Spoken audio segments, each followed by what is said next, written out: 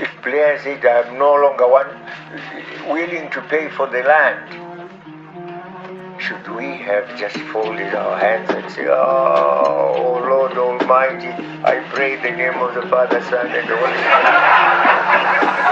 Spirit. Pakaipa boys round poda cafe economy akasheka no skis kana cocaine kujomba nezvikwireti mawallet akabok satame economy kozi yakasheka wangu musa zvako hombo kava bhora rako couple days back ndaishera kumapije tatora mari yesapana akadada neni zvongwava zvikunetsa sita sacho pakashata pakaipa brother man pakaipa pan steri nematalks apa skudangano vakuswera vari papona vakunyanyodzipa nyama tanoita nemachunks tandosuwawo nyama in the name of pushing content vasikana vari kushama and prison vapfanhu vasina vision kana purpose economy of words I'm probably smoking haze only bopping she was digging for some gold vasikana vari kudhandwa for my days neru change nevamwe vakazve vanhu vari kutamba same state handina pero yekubawa kunge dj ningi geto riri kurema pana salary ne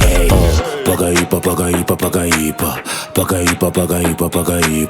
pakaipa pakaipa pakaipa pakaipa pakaipa pakaipa pakaipa boys round poda cafe economy akasheka no skis kana cocaine kujomba nezvikwireti mawallet akaboka satame economy kozi yakasheka wangu musa zvako hombo kava bhora rako couple days back ndaishera kumapije tatora mari yesapana akadada neni zvongwava zvikunetsa sita sacho pakashata achade vakadzi vanopoda nevanoruka chengetedza mari dzenyu imi muchakaura kani mabasa akunetsa zvekudara pana plan mai vaya vakupfeka mini vakuhura vakutsvaga mari iya nekukechesa kani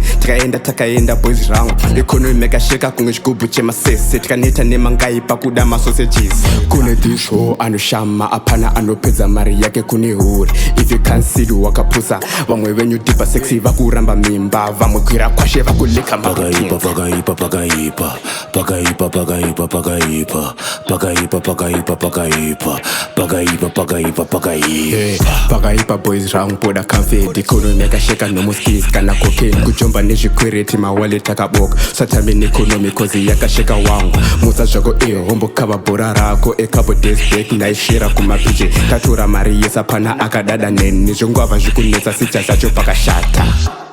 Goodness me, no. Player, and who was he? Just a Prime Minister of Britain. I'm President of Zimbabwe. Huh?